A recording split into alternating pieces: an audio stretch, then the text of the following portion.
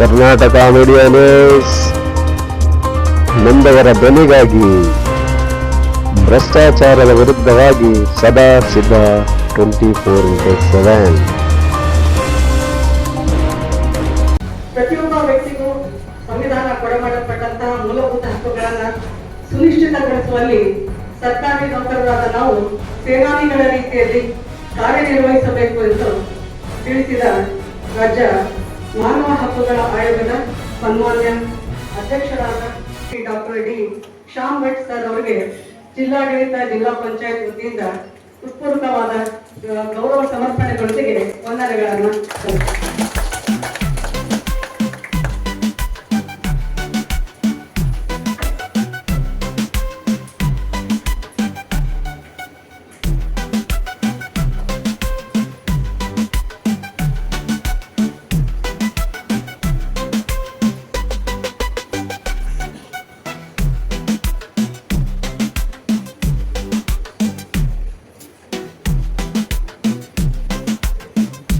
ಅದೇ ರೀತಿ ಮಾನವ ಹಕ್ಕುಗಳನ್ನ ನಾವು ಕಾಪಾಡುವ ನಿಟ್ಟಿನಲ್ಲಿ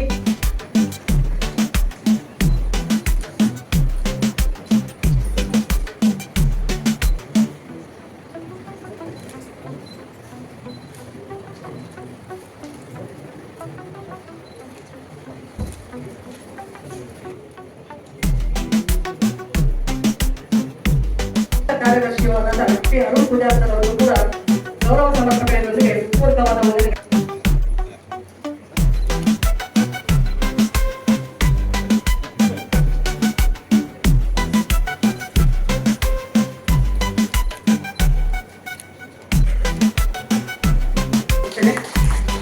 ಕಾರ್ಯಕ್ರಮದಲ್ಲಿ ಉಪಸ್ಥಿತರಿರುವ ಎಲ್ಲ ಮಾಧ್ಯಮಿಕರು ಕೂಡ ಪೂರ್ವಕವಾದ ವಂದನೆಗಳನ್ನು ಸಲ್ಲಿಸುತ್ತೇನೆ ಹಾಗೂ ವೇದಿಕೆ ಮೇಲೆ ಉಪಸ್ಥಿತರಿರುವ ಸನ್ಮಾನ್ಯ ಅಪರ ಜಿಲ್ಲಾಧಿಕಾರಿಗಳು ಕೂಡ ಪೂರ್ವಕವಾದ ವಂದನೆಗಳನ್ನ ಸಲ್ಲಿಸುತ್ತೇನೆ ಹಾಗೂ ಈ ಒಂದು ಸಭೆಗೆ ಆಗಮಿಸಿರುವ ಎಲ್ಲಾ ಜಿಲ್ಲಾ ಮಟ್ಟದ ಅಧಿಕಾರಿಗಳು ಕೂಡ ಹೃತ್ಪೂರ್ವಕವಾದ ವಂದನೆ ಸಲ್ಲಿಸುತ್ತೇನೆ ಹಾಗೂ ಕರ್ನಾಟಕ ರಾಜ್ಯ ಮಾನವ ಹಕ್ಕುಗಳ ಆಯೋಗದ ಎಲ್ಲ ಸಿಬ್ಬಂದಿ ವರ್ಗದ ಕೂಡ ಹೃತ್ಪೂರ್ವಕವಾದ ವಂದನೆಗಳನ್ನು ಸಲ್ಲಿಸುತ್ತಾ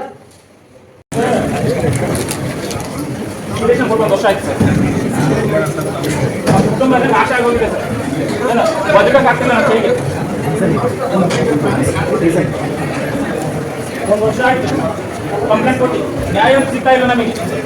ಮಾನವ ಕಾಯ್ದೆ ಕೊಟ್ಟರೆ ಅದು ಡಸ್ಟ್ಬಿನ್ ದಾವಣಗೆರೆ ಡಸ್ಟ್ಬಿನ್ ಅಲ್ಲಿ ಐತೆ. ಮಕ್ಕಳು ಸಂಶೋಧನೆ ಮಾಡಿ ತಪ್ಪಲ್ಲ ಸರ್. ಗರ್ಭಿಣಿ ಮಹಿಳೆ ಸಂಶೋಧನೆ ಹೆಂಗ್ ಮಾಡ್ತಾರೆ? ಅನೇಕ ಸರ್ಕಾರಿ ಹಾಸ್ಪಿಟಲ್ ಅನ್ಎಸ್ಟಿಮೇಟ್ ಇರ್ತಾರೆ ಸರ್. ಬರೋ ಪೇಷಂಟ್ ಮಾಡಿಲ್ಲ ಅವರ ಸಂಶೋಧನೆ ಹೆಂಗ್ ಮಾಡ್ತಾರೆ ಸರ್ ಅವರು?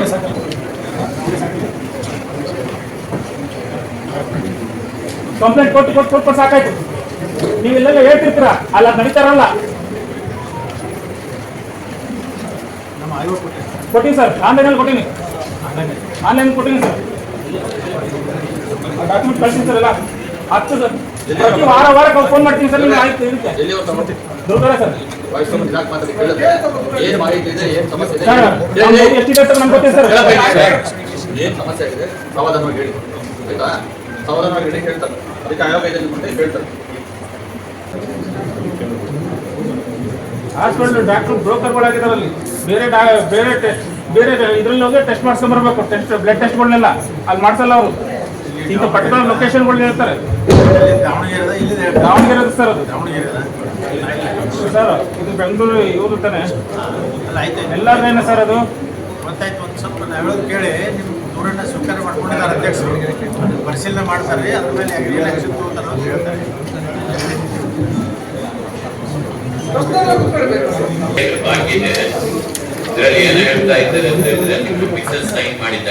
ಸರ್ ಮಿಸ್ಸಸ್ ಸೈನ್ ಮಾಡಿದ್ರೆ ಅಂತ ಒಂದು ಸಂಶೋಧನೆ ಮಾಡಬೇಕಾದ್ರೆ ಪ್ರತಿಯೊಂದು ಡೀಟೇಲ್ಸ್ ನಮ್ಮ ಹತ್ರ ಮಾಹಿತಿ ಕೊಡ್ಬೇಕಲ್ಲ ಸರ್. ಅದನ್ನೇ 90 ಪೇಜ್ ಇದೆ ಸರ್.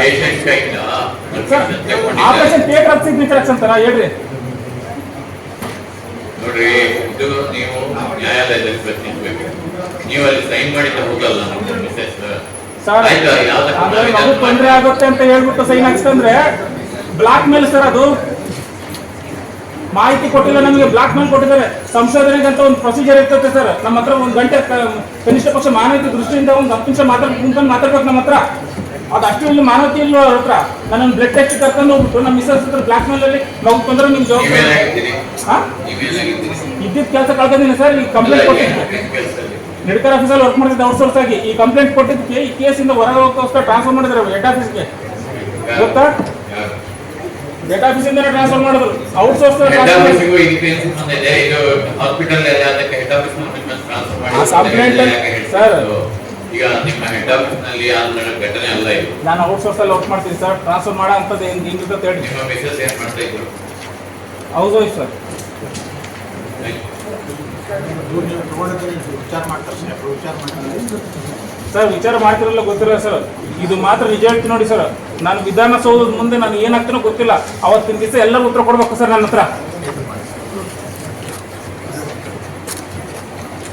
ಕರ್ನಾಟಕ ರಾಜ್ಯ ಮಾನವ ಹಕ್ಕುಗಳ ಆಯೋಗದ ಇವತ್ತು ಚಿತ್ರದುರ್ಗ ಜಿಲ್ಲೆಗೆ ಭೇಟಿ ಮಾಡಿದ್ದ ಒಂದು ಸನ್ನಿವೇಶದಲ್ಲಿ ಜಿಲ್ಲೆಯ ಎಲ್ಲ ಮಾಧ್ಯಮ ಸ್ನೇಹಿತರಿಗೆ ಇವತ್ತಿನ ಈ ಪತ್ರಿಕಾಗೋಷ್ಠಿಗೆ ನಿಮ್ಮನ್ನು ಅರ್ಥಪೂರ್ವಕವಾಗಿ ಸ್ವಾಗತಿಸುತ್ತೇವೆ. ಆಯೋಗದ ಅಧ್ಯಕ್ಷರಾದ ಶ್ಯಾಮಭಟ್ ಅವರು ಮತ್ತು ನ್ಯಾಯಾಂಗ ಸದಸ್ಯರಾದ ಶ್ರೀ ಜಸ್ಟಿಸ್ ಪಟ್ಟುಗೋಡಿ ಅವರು ನಮ್ಮೊಂದಿಗಿದ್ದಾರೆ. ಮಾನವ ಹಕ್ಕುಗಳ ಉಲ್ಲಂಘನೆ ಮತ್ತು ಸಂರಕ್ಷಣೆ ಜಿಲ್ಲೆಗೆ ಸಂಬಂಧಪಟ್ಟಂತ ಎಲ್ಲ ವಿವರಗಳು, ನಿಮ್ಮ ಅನಿಸಿಕೆಗಳು, ಸಜೆಷನ್ಗಳು ನಮಗೆ ಬಹಳ ಪ್ರಾಮುಖ್ಯ. ಆ ದಿಶೆಯಲ್ಲಿ ತಾವು ಈ ಪತ್ರಿಕಾಗೋಷ್ಠಿಯಲ್ಲಿ ಅತ್ಯಂತ ಮುಕ್ತವಾಗಿ ಸಂವೇದನಶೀಲರಾಗಿ ನಮ್ಮೊಂದಿಗೆ ಈ ಪತ್ರಿಕಾಗೋಷ್ಠಿಯನ್ನು ನಡೆಸಿಕೊಳ್ಳಬೇಕೆಂದು ಆಯೋಗದ ಮತ್ತೊಮ್ಮೆ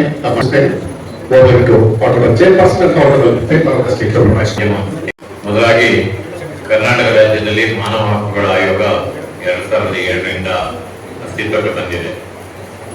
ಆದರೆ 2023 ಫೆಬ್ರವರಿ ನಂತರ 2023 ನವೆಂಬರ್ ಕೊನೆಯವರೆಗೆ ರಾಜ್ಯದಲ್ಲಿ ಮಾನವ ಹಕ್ಕುಗಳ ಆಯೋಗ ಕಾರ್ಯನಿರ್ವಹಿಸ್ತಾ ಇರಲಿಲ್ಲ. ಇದಕ್ಕೆ ಕಾರಣ ಅಂದ್ರೆ 2023 ಫೆಬ್ರವರಿ ತಿಂಗಳಲ್ಲಿ ಆಯೋಗದ ಅಧ್ಯಕ್ಷರು ಮತ್ತು ಸದಸ್ಯರು ಒಮ್ಮೆಲೆ ನಿವೃತ್ತರಾದರು.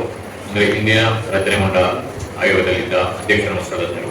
ನಂತರ ಹೊಸದಾಗಿ ಆಯೋಗ ರಚನೆ ಆಗುವಾಗ ಸ್ವಲ್ಪ ವಿಳಂಬ ಆಯಿತು. ಇದಕ್ಕೆ ಕಾರಣ ಮಧ್ಯದಲ್ಲಿ ಇಲೆಕ್ಷನ್ ಬಂತು. ಹೀಗಾಗಿ 2023 ನವೆಂಬರ್ ಕೊನೆಗೆ ಹೊಸದಾಗಿ ಆಯೋಗ ರಚನೆ ಹೊಂದಿದೆ. ಹೊಸದಾಗಿ ರಚನೆಗೊಂಡ ಆಯೋಗದಲ್ಲಿ ಸನ್ಮಾನ್ಯ ಜಸ್ಟಿಸ್ ಎಲ್ ನಾರಾಯಣ ಸ್ವಾಮಿ ಅವರ ಅಧ್ಯಕ್ಷರಾಗಿ ನಾನು ಮತ್ತು ನಮ್ಮ ಸಹೋದ್ಯೋಗಿಯಾದಂತಹ ಶ್ರೀ ಎಸ್ ಕೆ ಮಂಟಿಗೋಳ್ ಸಾಹೇಬರು ನ್ಯಾಯಾಂಗ ಸದಸ್ಯರಾಗಿ ಆಯೋಗ ರಚನೆ ಹೊಂದಿದೆ.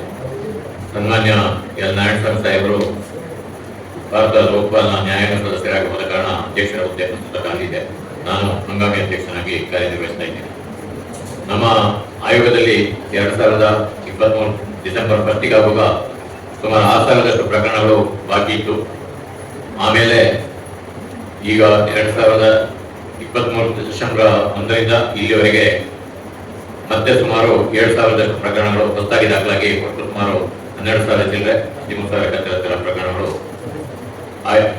ಇತ್ತು. ಅದರಲ್ಲಿ ಇನ್ನು ಕೇವಲ 2,900 ಪ್ರಕರಣಗಳು ಮಾತ್ರ ನಮ್ಮ ಆಯೋಗದಲ್ಲಿ ಇತ್ಯರ್ಥಕ್ಕೆ ಬಾಕಿ ಇದೆ. ನಮ್ಮ ಆಯೋಗದಲ್ಲಿ ಹೆಡ್ ಆಫೀಸ್ ಇರೋದು ಬೆಂಗಳೂರಲ್ಲಿ.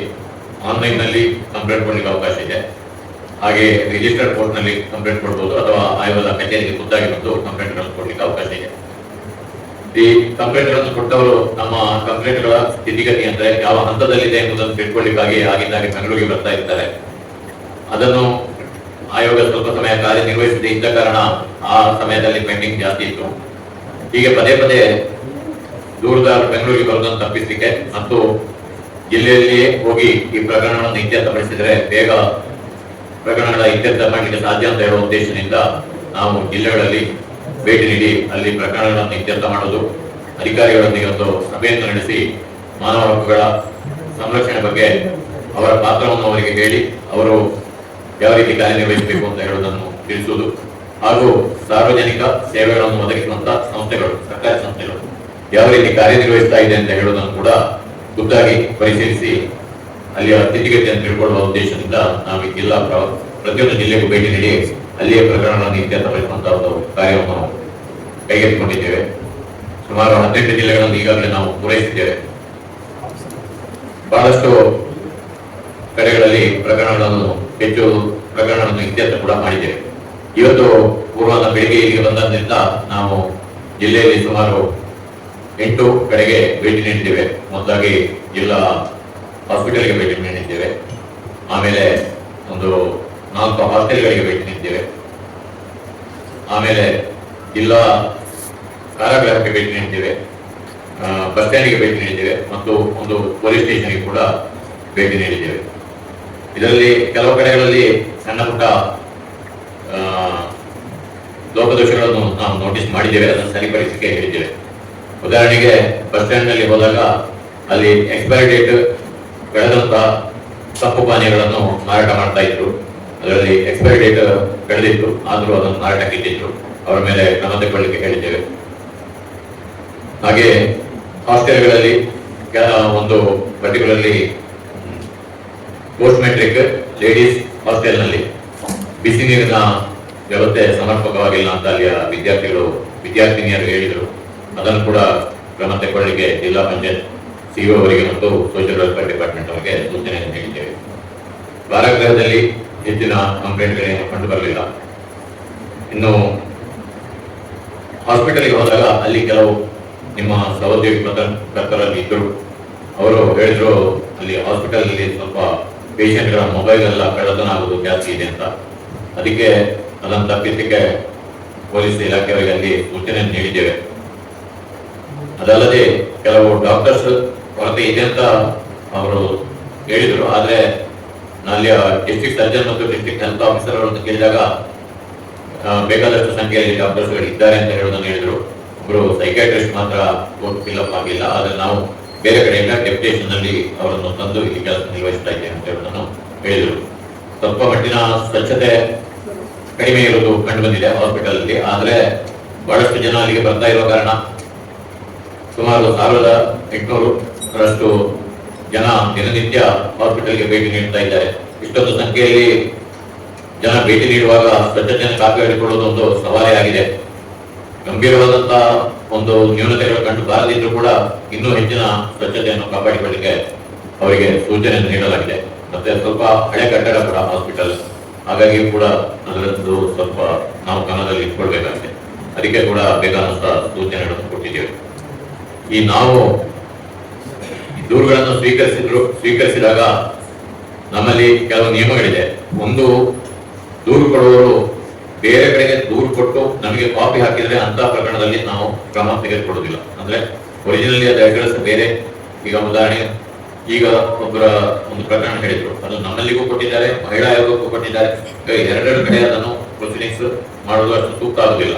ಅದರ ಒಂದು ಕಡೆ ಮಾಡ್ತೇವೆ.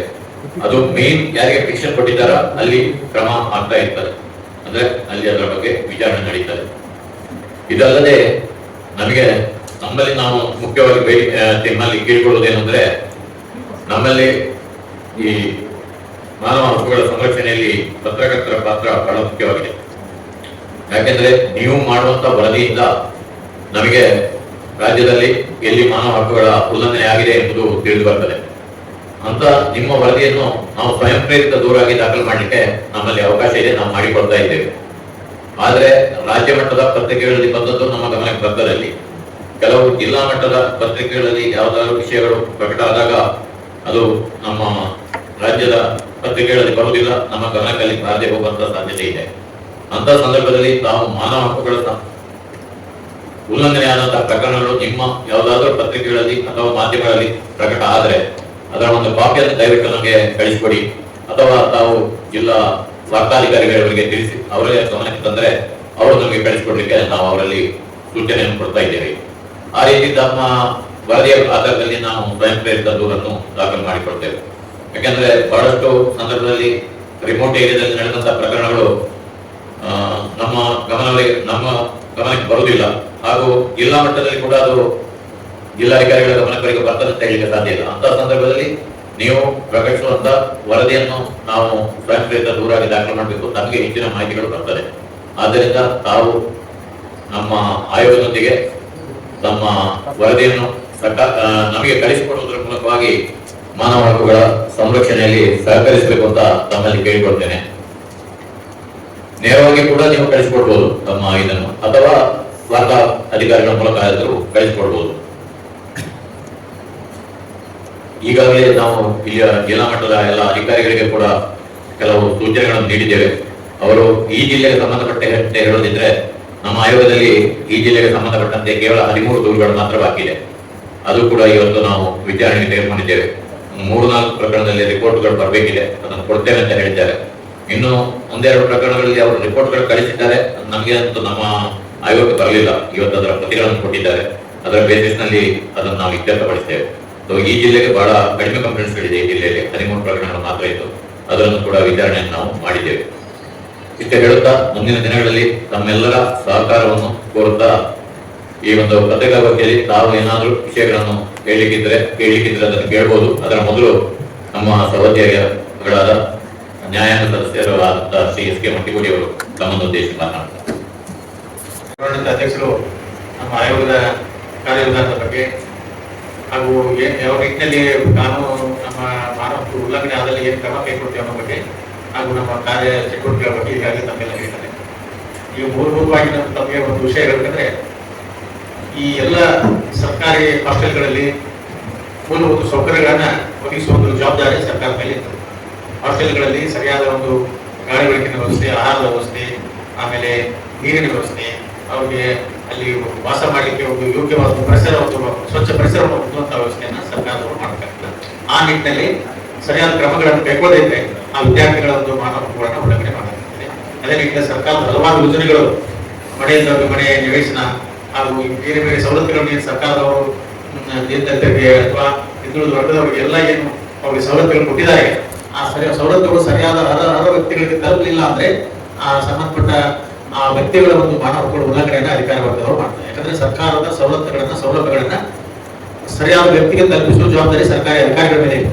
ಆ ಅಧಿಕಾರಿಗಳು ಏನಾದ ಸರಿಯಾದ ರೀತಿಯಲ್ಲಿ ಆ ಕೆಲಸ ಮಾಡಿಲ್ಲ ಅಂದ್ರೆ ಆ ಅರ್ಹ ವ್ಯಕ್ತಿಗಳ ಶಿಷ್ಟಾಚಾರ ಜನಾಂಗದ ವ್ಯಕ್ತಿಗಳ ಯಾವುದೇ ಒಂದು ಸೌಲಭ್ಯವನ್ನು ಅವರು ಮುಗಿಸಲಿಲ್ಲ ಅಂದ್ರೆ ಅವರ ಒಂದು ಮಾನವ ಹಕ್ಕುಗಳ ಉಲ್ಲಂಘನೆಯನ್ನು ಮಾಡಬೇಕಾಗ್ತದೆ. ಆ ನಿಟ್ಟಿನಲ್ಲಿ ಯಾವುದೇ ಒಂದು ದೂರು ನಮ್ಮ ಆಯೋಗಕ್ಕೆ ಬಂದ್ರೆ ನಾವು ಅಧಿಕಾರಿ ಇಲಾಖೆಯಿಂದ ಒಂದು ವರದಿ ಪಡ್ಕೊಂಡು ಅಲ್ಲಿ ಮಾನವ ಹಕ್ಕುಗಳ ಉಲ್ಲಂಘನೆ ಆದಂದ್ರೆ ಆಗಿದೆ ಆ ವ್ಯಕ್ತಿಗಳ ಮೇಲೆ ನಾವು ಸರ್ಕಾರ ಅಂದ್ರೆ ಏನು ಸರ್ಕಾರಿ ಅಧಿಕಾರಿಗಳ ಮೇಲೆ ನಾವು ಕಾನೂನು ಕ್ರಮ ಕೈಗೊಳ್ತೇವೆ. ಮಾನವ ಹಕ್ಕುಗಳ ಉಲ್ಲಂಘನೆ ಆಗಿದ್ದು ಕಂಡುಬಂದ್ರೆ ಸರ್ಕಾರಿ ಅಧಿಕಾರಿಗಳ ಮೇಲೆ ಸಂಬಂಧಪಟ್ಟ ಸರ್ಕಾರಿ ಅಧಿಕಾರಿಗಳ ಮೇಲೆ ಇಲಾಖೆ ವಿಚಾರಣೆ ಮಾಡಬೇಕು, ಅವರಿಗೆ ಸೂಕ್ತ ಕಾನೂನು ಕ್ರಮ ಕೈಗೊಳ್ಳಬೇಕು. ಆಮೇಲೆ ನೊಂದ ವ್ಯಕ್ತಿಗೆ ಪರಿಹಾರವನ್ನು ಸಹ ಕೊಡಬೇಕು.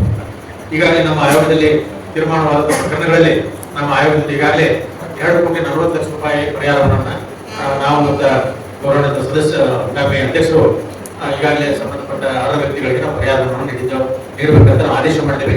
ಅದರಲ್ಲಿ ಸುಮಾರು ಪರಿಹಾರವನ್ನು ಈಗಾಗಲೇ ಸರ್ಕಾರ ಅರ್ಹ ವ್ಯಕ್ತಿಗಳಿಗೆ ಕೊಟ್ಟಿದೆ. ಆದ್ದರಿಂದ ನಮ್ಮ ಈ ಆಯೋಗ ಸರಿಯಾದ ಮಾನವ ಹಕ್ಕುಗಳ ಉಲ್ಲಂಘನೆಯನ್ನು ತಡೆಯಲಿಕ್ಕೆ ಏನೆಲ್ಲ ಕ್ರಮಗಳನ್ನು ಕೈಗೊಳ್ಳಬೇಕು ಎಲ್ಲ ಕ್ರಮ ಕೈಗೊಳ್ತದೆ. ಆ ನಿಟ್ಟಿನಲ್ಲಿ ಪತ್ರಿಕಾ ಮಿತ್ರರು ಸಹ ಈ ಯಾವುದೇ ಒಂದು ಮಾನವ ಹಕ್ಕುಗಳ ಉಲ್ಲಂಘನೆ ಆದ ಕಂಡು ಬಂದರೆ ಅದರ ಪಟ್ಟಿಯಲ್ಲಿ ಬರುವ ಪತ್ರಿಕೆ ಪ್ರತಿಯನ್ನು ನಮ್ಮ ಆಯೋಗ ಕಳಿಸಿದ್ರೆ ನಾವು ಅದನ್ನ ಸೋಮೋಟೋ ಕೇಸನ್ನು ದಾಖಲು ಮಾಡಿಕೊಂಡು ಆ ಇಲಾಖೆಯಿಂದ ವರದಿ ಕೇಳಿ ಆದ್ಮೇಲೆ ಕ್ರಮ ಕೈಗೊಳ್ಳಲಿಕ್ಕೆ ಆಗ್ತದೆ. ಯಾಕಂದ್ರೆ ಎಲ್ಲ ಲೋಕಲ್ ಪೇಪರ್ಸ್ ಬೆಂಗಳೂರಿಗೆ ಒಂದ್ಸಲ ಬರುವುದಿಲ್ಲ. ಆದ್ರಿಂದ ಲೋಕಲ್ ಪೇಪರ್ಸ್ ಅಲ್ಲಿ ಏನಾದಿದ್ರೆ ದಯವಿಟ್ಟು ಆ ಪೇಪರ್ನ ನಮ್ಮ ಜಾಸ್ತಿ ನೆಟ್ಟಲ್ಲಿ ವೆಬ್ಸೈಟ್ ಅಲ್ಲಿ ಹಾಕಿದ್ರು ನಮಗೆ ಗೊತ್ತಾಗ್ತದೆ. ಇಲ್ಲಾಂದ್ರೆ ಪೋಸ್ಟ್ ಮೂಲಕ ನಮ್ಮ ಒಂದು ಆಯೋಗಕ್ಕೆ ನೀವು ಅಡ್ರೆಸ್ ಕಳಿಸಿದ್ರು ಸಹಿತ ನಾವು ಪತ್ರಿಕೆ ಆಧಾರದ ಮೇಲೆ ನಾವು ದೂರನ್ನು ದಾಖಲು ಮಾಡಿಕೊಂಡು ಕ್ರಮ ಕೈಗೊಳ್ಳಬೇಕಾಗ್ತದೆ. ಆ ನಿಟ್ಟಿನಲ್ಲಿ ಹೆಚ್ಚಿನ ಮಟ್ಟದಲ್ಲಿ ಪತ್ರಿಕಾ ಮಿತ್ರರ ಸಹಾಯವು ಈ ಮಾನವ ಹಕ್ಕುಗಳ ಉಲ್ಲಂಘನೆ ತಡೆಯಲಿಕ್ಕೆ ನಮಗೆ ಅವಕಾಶ ಇದೆ. ನಾವು ಈ ಉಲ್ಲಂಘನೆ ತಡೆಯಲಿಕ್ಕೆ ತಮ್ಮ ಒಂದು ಸಹಕಾರ ಬೇಕು ಅಂತ ಈ ಸಂದರ್ಭದಲ್ಲಿ ಹೇಳ್ತಾ ನಾವು ಇದ್ರ ಬಗ್ಗೆ ಏನಾದ್ರು ಪ್ರಶ್ನೆಗಳಿದ್ರೆ ಅಧ್ಯಕ್ಷರಿಗೆ ನಮ್ಗೆ ಕೇಳ್ಬೋದು. ಆ ಬಗ್ಗೆ ತಮಗೆ ಏನೋ ಉತ್ತರ ನೀಡ್ತೀವಿ. ಸರ್, ಆಯೋಗ ಪರಿಹಾರ ಸವಲತ್ತು ತಲುಪಿಸಲೇ ಇರೋಂಥ ಅಧಿಕಾರಿಗಳ ತಪ್ಪಿನಿಂದಾಗಿ ಪರಿಹಾರ ಕೊಡಿಸಿದೆ 2,40,00,000 ಅಂತ ಹೇಳಿದೆ. ಸರ್ಕಾರ ಪರಿಹಾರ ಕೊಟ್ಟಿದೆ ಅಂತ ಸರ್ಕಾರ ಯಾಕೆ ಭರಿಸಬೇಕು ಅಂತ ಯಾರೋ ಒಬ್ಬ ಅಧಿಕಾರಿ ಮಾಡಿದ ಇಲ್ಲ. ಸರ್ಕಾರ ಅಂದ್ರೆ ನಾನು ಹೇಳ್ತೀನಿ, ಸರ್ಕಾರ ಇಲಾಖೆ ಸರ್ಕಾರ ಪರಿಹಾರ ಕೊಡಬೇಕು. ಆ ಪರಿಹಾರವನ್ನ ಆ ಅಧಿಕಾರಿಯಿಂದ ವಸೂಲು ಮಾಡಬೇಕು. ಈಗ ಇಲಾಖೆ ವಿಚಾರ ನಡೆಸುತ್ತೆ, ಆ ವ್ಯಕ್ತಿ ಮೇಲೆ ಮಾನವ ಉಲ್ಲಂಘನೆ ಮಾಡ್ತಿದ್ದ ವ್ಯಕ್ತಿ ಮೇಲೆ ಎಲ್ಲ ವಿಚಾರ ಪರಿಹಾರ ಕೊಡಬೇಕಂತ ಆದೇಶ ಮಾಡ್ತೀವಿ. ಸರ್ಕಾರದ ಪಟ್ಟ ಪರಿಹಾರ ಕೊಡಬೇಕು ಇಲಾಖೆ ಕೊಟ್ಟು ಆ ತಪ್ಪಿತ ಅಧಿಕಾರಿಗಳಿಂದ ಅದನ್ನು ವಸೂಲು ಮಾಡ್ತಾರೆ. ಹಾಗೆ ಆಮೇಲೆ ಈಗ ಮೈಕ್ರೋ ಫೈನಾನ್ಸ್ ಬಹಳಷ್ಟು ಕೇಳ್ಪಡ್ತಾ ಇದ್ದೀವಿ. ಅನೇಕ ಆತ್ಮಹತ್ಯೆ ಪ್ರಕರಣಗಳು ಆಗಿದ್ದಾವೆ. ಸೊ ಯಾವುದಾದ್ರೂ ಆಯೋಗ ಸುಮೋಟೋ ಕೇಸನ್ನು ದಾಖಲಿಸಿಕೊಂಡು ವಿಚಾರಣೆ ಮಾಡಿದ್ರೆ ನಮ್ಮಲ್ಲಿ ಯಾವ ಪತ್ರಿಕೆಯಲ್ಲಿ ಬಂದಂತ ಎಲ್ಲ ಪ್ರಕರಣಗಳನ್ನ ನಾವು ಆಯೋಗ ಸುಮೋಟೋ ದಾಖಲು ಮಾಡ್ಕೊಂಡಿವೆ. ಅದರಿಂದ ಸಂಬಂಧಪಟ್ಟ ಜಿಲ್ಲಾಧಿಕಾರಿಗಳಿಂದ ವರದಿಯೂ ಸಹ ಕೇಳಿವೆ. ಅವಿನ್ನೂ ಪರಿಶೀಲನೆ ಹಂತದಲ್ಲಿ ನಂತರ ಎಷ್ಟು ದಾಖಲಾಗಿದೆ? ಪ್ರತಿ ಜಿಲ್ಲೆಗಳಲ್ಲಿ ಕೇಳ್ತಾ ಇದ್ದೇವೆ. ಚಿತ್ರದುರ್ಗ ಜಿಲ್ಲೆಗೆ ಸಂಬಂಧಪಟ್ಟಂತೆ ಬಂದಾಗ ನಾವು ಕೇಳಿದ್ದೇವೆ. ಇಲ್ಲಿ ಅಂತದ್ದು ಯಾವುದೇ ಪ್ರಕರಣ ದಾಖಲಾಗಿಲ್ಲ ಅಂತ ಜಿಲ್ಲಾಧಿಕಾರಿಗಳು ಹೇಳಿದರು.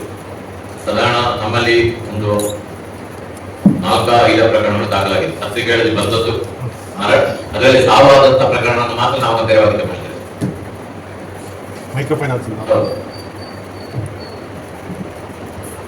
ಸರ್, ಮೊನ್ನೆ ಚಿತ್ರದುರ್ಗದಲ್ಲಿ ಬಿಜೆಪಿ ಜಿಲ್ಲಾಧ್ಯಕ್ಷರ ಮೇಲೆ ಪೊಲೀಸೊಬ್ಬರು ಹಲ್ಲೆ ಮಾಡಿರ್ತಕ್ಕಂಥ ವಿಚಾರ ಬಹಳ ಟಿವಿ ಮತ್ತು ಪತ್ರಿಕೆಗಳಲ್ಲಿ ಬಂತು ಸರ್. ಒಂದು ವಿಡಿಯೋ ವೈರಲ್ ಆಯಿತು. ಆ ವಿಡಿಯೋದಲ್ಲಿ ಪೊಲೀಸ್ ಅಧಿಕಾರಿಯೊಬ್ಬರು ರಾತ್ರಿ BJP ಜಿಲ್ಲಾಧ್ಯಕ್ಷರ ಮೇಲೆ ಹಲ್ಲೆ ಮಾಡಿರ್ತಕ್ಕಂಥ ಒಂದು ವಿಡಿಯೋ ಆಯಿತು. ಈ ಬಗ್ಗೆ ತಮ್ಮ ಇಲಾಖೆ ಗಮನಕ್ಕೆ ನಾವು ವಿಡಿಯೋ ಅದರಲ್ಲಿ ನಮಗೆ ಏನಾದ್ರು ಅವರು ದೂರು ಕೊಟ್ಟರೆ ನಾವು ಅದನ್ನು ದಾಖಲು ಮಾಡ್ತೇವೆ. ಹೌದು ಸರ್, ಇಂತಹ ಪ್ರಕರಣಗಳಲ್ಲಿ ಸುಮೋಟೋ ಅಂದರೆ ಈಗ ಅಲ್ಲ, ಹಲ್ಲೆ ಅಂತ ಹೇಳುವ ಪ್ರಕರಣದಲ್ಲಿ ಹಲ್ಲೆ ಆಗಬಹುದು ಅಂತ ಆ ವ್ಯಕ್ತಿ ಹೇಳದೆ ಅಂತ ಪ್ರಕರಣದಲ್ಲಿ ನಾವು ಸುಮೋಟೋ ಪ್ರಕರಣ ದಾಖಲು ಮಾಡುತ್ತಿಲ್ಲ. ಯಾಕಂದ್ರೆ ಅವರಿಗೆ ಕಂಪ್ಲೇಂಟ್ ಕೊಡ್ಲಿಕ್ಕೆ ಅವಕಾಶ ಇದೆ. ಇಲ್ಲಿ ಅವರು ಕಂಪ್ಲೇಂಟ್ ಕೊಟ್ಟಿದ್ದು ಆ ಕಂಪ್ಲೇಂಟ್ ಮೇಲೆ ಪೊಲೀಸರು ಯಾವುದೇ ಆಕ್ಷನ್ ತಗೊಳ್ಳದೇ ಇದ್ರೆ ನಮಗೆ ತಿಳಿಸಿದ್ರೆ ನಾವು ಆಯೋಗದಿಂದ ಅದರ ಬಗ್ಗೆ ಕ್ರಮ ತಗೊಳ್ತೀವಿ. SP ಅವರಿಗೆ ಕಂಪ್ಲೇಂಟ್ ಕೊಟ್ಟಿದ್ದಾರೆ ಸರ್, ಬಟ್ ಅದನ್ನು ವಿಚಾರಣೆ ಮಾಡಿ ನಾವು FIR ನ ದಾಖಲಿಸ್ಕೊಳ್ತೀವಿ ಅನ್ನೋ ಮಾತನ್ನ ಸಂಸದರ ಮುಂದೆನೇ ಹೇಳಿದ್ದಾರೆ ಸರ್. ಅಲ್ಲ, ಈಗ ಅದರ ಬಗ್ಗೆ ನಮ್ಗೆ ಏನಾದ್ರು ದೂರು ಬಂದ್ರೆ ಅಥವಾ ಇನ್ನೂ ದಾಖಲಾಗಿಲ್ಲ ಅಂತ ತಾವೇನಾದ್ರು ಕೇಳಿದ್ರೆ ನಾವು ಅದನ್ನು ಯಾಕೆ ದಾಖಲಾಗಿಲ್ಲ ಅಂತ SP ಅವ್ರ ಹತ್ರ ವರದಿ ಕೇಳ್ತೇವೆ. ಇನ್ನು ದಾಖಲಾಗಿದೆ ಇರೋ ನಮ್ಗೆ ಗೊತ್ತಿಲ್ಲ. ತಮ್ಗೆ ಏನಾದ್ರು ಗೊತ್ತಿದ್ರೆ ತಾವು ಮಾಹಿತಿ ಕೊಟ್ರೆ ಕೇಳ್ಬೋದು. CCTVಗಳಲ್ಲಿ ಇದೆ, ನಾವಲ್ಲಿ ಕೈದಿಗಳಲ್ಲಿ ಕೇಳಿದ್ದೇವೆ ಆಹಾರ ನಿಮಗೆ ಸರಿಯಾಗಿ ಕೊಡ್ತಾ ಇದ್ದಾರಾ, ಅಲ್ಲ ಕೊಡುವಂತ ಊಟ ಕ್ವಾಲಿಟಿ ಸರಿ ಇದೆ ಅಂತ. ಅಲ್ಲಿ ಇರುವಂತ ಕೈದಿಗಳೆಲ್ಲ ಸರಿಯಾಗಿದೆ ಅಂತ ನಮ್ಗೆ ಹೇಳಿದ್ರು. ಮತ್ತೆ ಈ ಅಫೀಮು ಗಾಂಜದ ಬಗ್ಗೆ ಯಾವುದೇ ದೂರುಗಳು ಬರಲಿಲ್ಲ. ತಾವು ಈಗ ಹೇಳ್ತಾ ಇದ್ದೀವಿ, ಜನರಲ್ ಆಗಿ ಹೇಳಿದ್ರೆ ನಾವು ಅದ್ರ ಬಗ್ಗೆ ಏನು ಇದು ಮಾಡ್ಲಿಕ್ಕೆ ಆಗಲ್ಲ. ಸ್ಪೆಸಿಫಿಕ್ ಆಗಿ ಏನಾದ್ರು ದೂರುಗಳಿದ್ರೆ ಹೇಳಿದ್ರೆ ಖಂಡಿತ ಕ್ರಮ ತಗೊಳ್ತೇವೆ. ಈ ಗಾಂಜಾ ಅಫೀಮು ಮಾಡಿದ್ದಾರೆ ಅಂತ ಅಲ್ಲಿ ಅಧಿಕೃತವಾಗಿ ಅಲ್ಲಿ ಎಸೆತಾ ಇದ್ದಾರೆ. ಅವುಗಳನ್ನು ತೆಗೆದುಕೊಂಡು ತಪ್ಪಿಸುವಲ್ಲಿ ಜೈಲ್ ಸಿಬ್ಬಂದಿ ಅವರು ಸರ್ಕಾರ ಪತ್ರಿಕೆಯಲ್ಲಿ ಬರೆದಿರೋದ್ರಿಂದ ನಾವು ಕಾರವಾರ ಅಂತ ಗುಲ್ಬರ್ಗ ಮುಂತಾದ ಜಿಲ್ಲೆಗಳಲ್ಲಿ ನಾವು ಸೋಮೋಟೋ ಕೇಸ್ ದಾಖಲು ಮಾಡಿಕೊಂಡು ವರದಿಯನ್ನು ಕೇಳಿದ್ವಿ. ಚಿತ್ರದುರ್ಗದಲ್ಲಿ ಆ ಥರದ್ದಿಲ್ಲ. ಚಿತ್ರದುರ್ಗದಲ್ಲಿ ಆ ಥರ ಯಾವುದೇ ವರದಿ ಇಲ್ಲ. ಆಮೇಲೆ ಯಾವುದೂ ಇವತ್ತು ನಮ್ಮ ನಜರಿಗೆ ಯಾವುದು ಕೊಡಲಿಲ್ಲ. ನಮ್ಮದೇ ಅಧಿಕಾರಿ ಗುರುಗೆ ಅಲ್ಲೆಲ್ಲ ಕೈಗಳು ವಿಚಾರಿಸಿದಾಗ ಅವ್ರಿಗೆ ಯಾವುದೇ ಒಂದು ಅಂತ ಕೊಡಲಿಲ್ಲ. ಈ ನಾರ್ಮಲ್ ಹೆರಿಗೆಗಳಿಗೆ ಸಂಬಂಧಪಟ್ಟಾಗೆ ಬರ್ತವೆ. ನಾರ್ಮಲ್ ಹೆರಿಗೆಗಳೇ ಆಗಬೇಕು ಅಂತ ಇದ್ದ ಸಂದರ್ಭದಲ್ಲೂ ಅಥವಾ ನಾರ್ಮಲ್ ಹೆರಿಗೆ ಆಗುತ್ತೆ ಅಂತ ಸಂದರ್ಭದಲ್ಲೂ ಕೂಡ ಎಲ್ಲ ಆಸ್ಪತ್ರೆಯಲ್ಲಿ ಸಿಜೇರಿಯನ್ಗೆ ಒತ್ತಾಯ ಮಾಡ್ತಾರೆ ಅಂತ ಮಾನ್ಯ ಶಾಸಕರಿಗೂ ಕೂಡ ಮತ್ತೆ KDP ಸಭೆಯಲ್ಲಿ ಭಾಳ ಆತಂಕ ವ್ಯಕ್ತಪಡಿಸಿದೆ. ಈ ಬಗ್ಗೆ ಏನಾದರೂ ತಮ್ಮ ಗಮನಕ್ಕೆ ಬಂತ ಅಥವಾ ತಾವಿರೋ ನಿರ್ದಿಷ್ಟವಾಗಿ ಎಲ್ಲ ಜಿಲ್ಲಾ ಆಸ್ಪತ್ರೆಗಳು ಒಂದು ನಿರ್ದಿಷ್ಟ ಆ ಥರ ಈಗ ನಾರ್ಮಲ್ ಹೆರಿಗೆ ಆಗುವ ಸಂದರ್ಭ ಸಿಜೇರಿಯನ್ ಮಾಡಬೇಕು ಅಂತ ಒತ್ತಾಯ ಮಾಡ್ತಾ ಇದ್ದಾರೆ. ನಮಗೆ ಯಾವುದೇ ಮಾಹಿತಿ ಬಂದಿಲ್ಲ, ಯಾವುದೋ ದೂರು ಸಹ ನಾವು ಬಂದಿಲ್ಲ. ಅದಕ್ಕೆ KDP ಸಭೆಯಲ್ಲಿ ಚರ್ಚೆ ಆಗಿದೆ ವಿಚಾರ. ಹೌದು, KDP ಮೀಟಿಂಗ್ ರಾಜ್ಯದ ರೇಷಿಯೋ ಹೋಲಿಸಿದ್ರೆ ಸರ್ ಸಿಸರಿನ್ ಪ್ರಮಾಣ 2 ಪಟ್ಟಿದೆ ಸರ್ ಚಿತ್ರದುರ್ಗ ಜಿಲ್ಲೆಯದು. ದೇಶಕ್ಕೆ ಹೋಲಿಸಿದ್ರೆ 3 ಪಟ್ಟು ಜಾಸ್ತಿ ಇದೆ ಸರ್. ಟ್ವೈಸ್. ಇವತ್ತು ಅದ್ರ ಬಗ್ಗೆ ಅಂಥದ್ದು ಯಾವುದೂ ನಮ್ಗೆ ಅಲ್ಲಿ ಯಾವ ದೂರು ಕೊಟ್ಟಿಲ್ಲ. ಬಟ್ ಅಂಥದ್ದೆಲ್ಲ ಪತ್ರಿಕೆಯಲ್ಲಿ ನಮ್ಗೆ ಕಳಿಸ್ಬಿಟ್ಟು ನಾವು ಸ್ವಲ್ಪ ದಾಖಲು ಮಾಡ್ಕೊಂಡು ಜಿಲ್ಲಾ ಸರ್ಜನ್ ಅವರು ಅದ್ರ ಬಗ್ಗೆ ಉತ್ತರ ಕೊಡ್ತಾರೆ ಸರ್. ಪೇಷಂಟ್ ಅವರು ಒತ್ತಾಯ ಮಾಡಿದ್ರು ಅಂತ ನಾವು ಸಿಸರಿನ್ ಮಾಡ್ತೀವಿ ಅಂತ ಹೇಳ್ತಾರೆ ಸರ್. ನೋವು ತಾಳಕ್ಕಾಗಲ್ಲ ಅಂತ. But it's against to the medical rules sir. ಕೆಲವು ಕಡೆ ಅದು ಇದೆ ಅಂತ ಹೇಳೋದಿಲ್ಲ. ಅಂದ್ರೆ ಕೆಲವು ಕಡೆ ಸಿಸೇರಿಯನ್ಗೆ ಪೇಷಂಟ್ಗಳು ಒತ್ತಾಯ ಮಾಡೋದು ಇರ್ಲಿಕ್ಕೂ ಸಾಕು. ಇವತ್ತು ನಮಗೆ ಇಲ್ಲಿ ಇವತ್ತು ಅನ್ಸುತ್ತೆ ಯಾವುದೇ ಪ್ರಕರಣ ಬರಲಿಲ್ಲ ಅಥವಾ ದೂರುಗಳು ಬರಲಿಲ್ಲ. ನಮಗೇನಾದ್ರು ಅದೆಲ್ಲ ಡಾಕ್ಟರ್ಸೇ ಒತ್ತಾಯ ಮಾಡ್ತಾರೆ ಅಂತ ಹೇಳೋದು ನಮಗೆ ನಿರ್ದಿಷ್ಟವಾಗಿ ಪ್ರಕರಣಗಳು ಇದ್ರೆ ಶಾಸಕರೇ ಹೇಳಿದ ಒಬ್ಬ ಶಾಸಕರಾದವರು ನಾವು ನಾರ್ಮಲ್ ಹೆರಿಗೆ ಮಾಡ್ಸಕ್ಕೆ ನಾವು ಈಗ ಅವ್ರಿಗೆ ಶಿಫಾರಸ್ ಮಾಡಕ್ಕೆ ಅಂತ ಕೆಲಸ ನಮಗೆ ಬಂದಿದೆ ಅಂತ ಹೇಳಿದ್ರು KDP ಮೀಟಿಂಗ್. ನಾನು ಒಂದು ವಿಷಯ ಕ್ಲಾರಿಫೈ ಮಾಡ್ತೇನೆ. ನಮ್ಮ ಆಯೋಗ ಮಾನವ ಹಕ್ಕುಗಳ ಉಲ್ಲಂಘನೆ ಆದಂತಹ ಸಂದರ್ಭದಲ್ಲಿ ನಾವು ತಪ್ಪಿನಾಗ್ತೇವೆ. ಇಲ್ಲದಿದ್ದರೆ ಮಾನವ ಹಕ್ಕುಗಳನ್ನು ಸಂರಕ್ಷಿಸುವಂತಹ ಜವಾಬ್ದಾರಿ ಇರುತ್ತದೆ ಎಲ್ಲ ಸರ್ಕಾರ ಇಲಾಖೆಗಳಿಗೆ. ಸರ್ಕಾರಿ ಅಧಿಕಾರಿಗಳೇ ಮಾನವ ಹಕ್ಕುಗಳ ಸಂರಕ್ಷಣಾ ಅಧಿಕಾರಿಗಳಾಗಿದ್ದಾರೆ. ಯಾಕೆಂದ್ರೆ ನಾವು ಹೇಳಿ ಅವ್ರು ಮಾಡ್ಲಿಕ್ಕಾಗೋದಲ್ಲ, ಅವರಾಗಿ ಮಾಡಬೇಕು. ಆದರೂ ಅವ್ರು ಮಾಡಿದ ಉಲ್ಲಂಘನೆ ಆದಂತಹ ಪ್ರಕರಣದಲ್ಲಿ ನಮಗೆ ದೂರು ನಾವು ದಾಖಲಿಸಿಕೊಂಡು ನಾವು ಅದರ ಬಗ್ಗೆ ಹೇಳ್ತೇವೆ. ಈಗ KDP ಮೀಟಿಂಗ್ ಅಲ್ಲಿ MLA ಅವರು ಹೇಳಿದ್ರೆ ಅದು ಅಧಿಕಾರಿಗಳ ಗಮನಕ್ಕೆ ಬಂದಿರ್ತದೆ. ಅಧಿಕಾರಿಗಳು ಅದರ ಬಗ್ಗೆ ಏನು ಕ್ರಮ ತೆಗೆದುಕೊಂಡಿದ್ದಾರೆ ಅಂತ ನಾವೀಗ ಈ ಮೀಟಿಂಗ್ ಆದ್ಮೇಲೆ ಬೇಕಾದ್ರೆ ಕೇಳ್ತೇವೆ ನಾವು ಅದ್ರ ಬಗ್ಗೆ. ವಿಶೇಷವಾಗಿ ಈ ಪೊಲೀಸ್ ಇಲಾಖೆ ಹಲ್ಲೆ ಪೊಲೀಸ್ ಸ್ಟೇಷನ್ಗೆ ಭಾಳ ನಾಯಿ